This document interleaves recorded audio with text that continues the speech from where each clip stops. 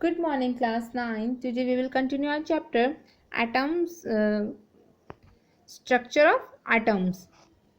आइए उससे पहले हमने क्या पढ़ा था कि वो तीन के बारे में पढ़ा था। तीन उनके जो एक्सपेरिमेंट से बाहर आए थे, कंक्लूजन बाहर आए थे कि क्या क्या कंक्लूजन निकले थे। Next, from the data, he also calculated that the radius of the nucleus is about 10 to 5 times less than the radius of the atom.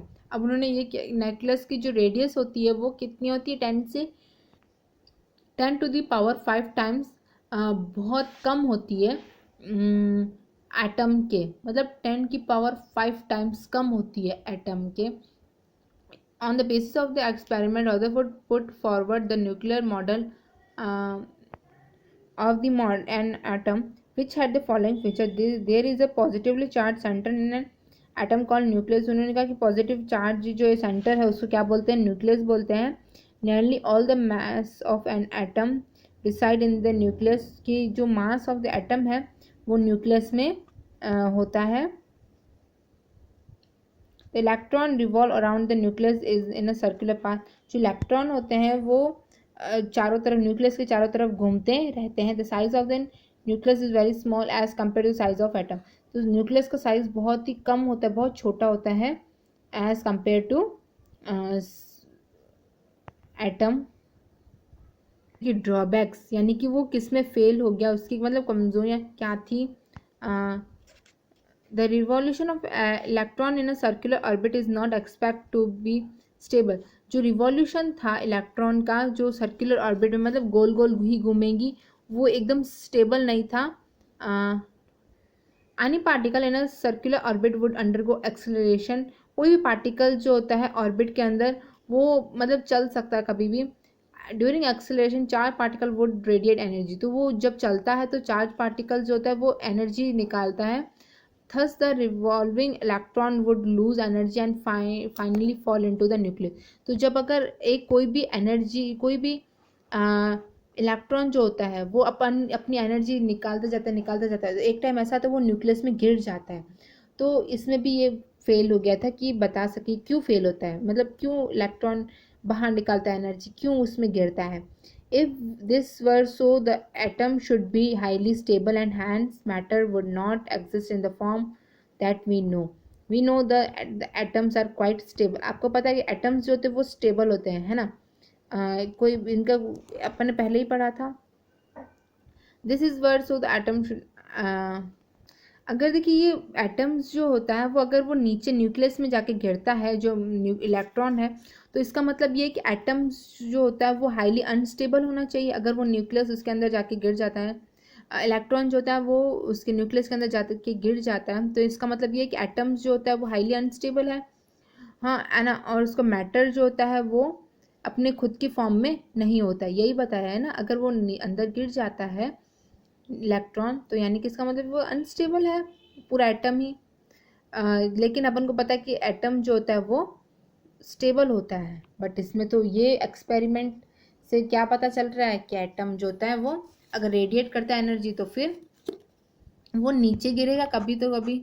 Bohr का मॉडल था. In the order to overcome the objection raised against the Rutherford model of the atom, Niels Bohr put the following postulate about the model of the atom. अब देखो Bohr ने क्या postulate रखे थे, अपने Bohr ने क्या राय रखी थी. Only certain special orbit known discrete orbits of electron are allowed inside the atom. कि कुछ ऑर्बिट्स के अंदर ही इलेक्ट्रॉन्स को आने दिया जाता है. While revolving in discrete orbit the electron do not radiate energy. लेकिन अगर वो देखिए इन शेल पे अगर वो घूम रहे हैं तो फिर कोई भी एनर्जी उनकी रिलीज नहीं होगी, रेडिएट नहीं होगी, नहीं बनेगी. Niels Bohr 1885 to 1962 was born in Copenhagen University in 1916. He got the Nobel Prize for his work on the structure of atom in 1922. देखिए अब उसको क्या वो अपॉइंट एज ए प्रोफेसर में अपॉइंट किया गया फिजिक्स के किस में, कोपेनहेगन यूनिवर्सिटी में 1916 में. उनको नोबेल प्राइज़ मिला गया कब? 1922 में स्ट्रक्चर ऑफ एटम पे। Among professor Bohr numerous writings, उनकी न्यूमरस राइटिंग थी जो कि बुक्स का नाम था the theory of spectra and atomic constitution, atomic theory, and third थी द डिस्क्रिप्शन ऑफ नेचर। ये 3 बुक्स लिखी थी उन्होंने। अब देखिए आइए, द ऑर्बिट्स और shell are called energy level. ये ऑर्बिट या शेल उनको क्या कहते हैं? एनर्जी लेवल्स कहते हैं। ये देखिए ये है एनर्जी लेवल्स, ये ऑर्बिट है, यानी मतलब अपनी ही एक, जैसे रेनबो कैसे होता है अपनी ऑरेंज वाइट ग्रीन, तो उसी तरह इसमें भी यही बनाया हुआ है। Energy levels in an atom are shown in, ये एनर्जी लेवल्स है। ओके, एन ये nucleus, K shell, N N में कितने? 1 number of 1 2 3 4। Okay, L M N.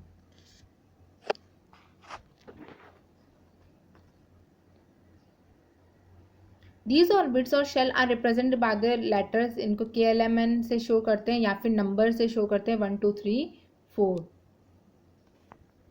अब आता है neutron. In 1932 J Chadwick discovered another subatomic particle which had no charge and mass nearly equal to that of the proton. It was eventually named as neutron. Neutrons are present in the nucleus of all atoms except hydrogen. In general, a neutron is represented as the mass of an atom is therefore given by the sum of the masses of the proton and neutron present in the nucleus. देखिए जो atom का मास जो होता है वो किससे दिया जाता है कि मासेस ऑफ प्रोटॉन और न्यूट्रॉन का मास के अकॉर्डिंग दिया जाता है। चैडविक ने जो होता है, जे चैडविक ने ये डिस्कवर किया था, जो सब एटॉमिक पार्टिकल्स होते हैं उनके पास कोई चार्ज नहीं होता, लेकिन उसका मास जो होता है वो किसके इक्वल होता है? प्रोटॉन के इक्वल होता है। It was eventually name as neutron, उसका नाम क्या दिया गया? न्यूट्रॉन दिया गया। Neutron are the present in the nucleus of ये न्यूट्रॉन जो होते हैं वो न्यूक्लियस के अंदर प्रेजेंट होते हैं, एक्सेप्ट हाइड्रोजन, यानी हाइड्रोजन के अंदर नहीं होते, बाकी सब में होते हैं। एक्सेप्शन दिया हुआ है। इन जनरल जो होता है न्यूट्रॉन जो होता है वो एन से रिप्रेजेंट किया जाता है। तो मास ऑफ एटम जो होता है वो किसके सम के इक्वल होता है? यानी कि mass of atom equals to proton plus neutron. Okay, जो कि न्यूक्लियस में होता है। प्रोटॉन और न्यूट्रॉन किस में होता है? न्यूक्लियस में होता है। How are the electron distributed in different orbit shell?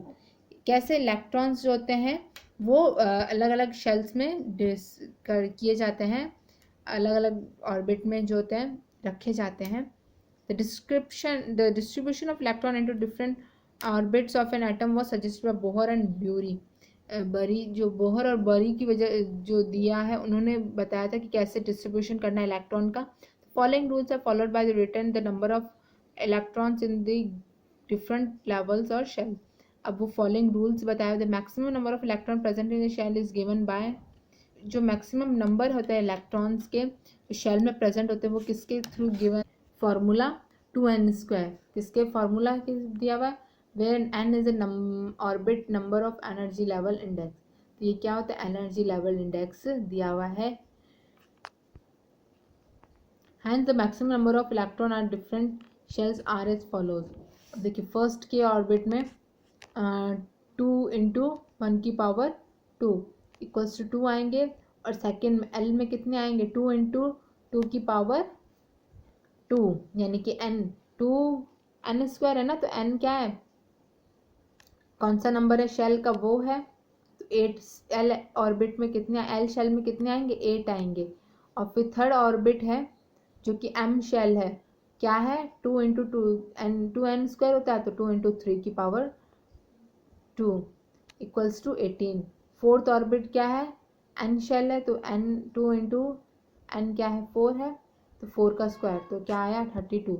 यानी कि k में 2 इलेक्ट्रॉन आएंगे, l में 8, m में 18, n में 32। Okay, maximum number of electron that can be accommodated in the outermost orbit is 8। जो मैक्सिमम नंबर ऑफ इलेक्ट्रॉन जो होते हैं सिर्फ आउटर मोस्ट ऑर्बिट में फिल किए जा सकते हैं, वो क्या है? 8 है। Electron are not accommodated in a given shell. Electron जो होते हैं वो गिवन शेल में नहीं होते unless inner shells are filled. जब तक कि इनर शेल फिल नहीं हो जाए तब तक अपन बाहर की शेल्स को अपन नहीं फिल कर सकते।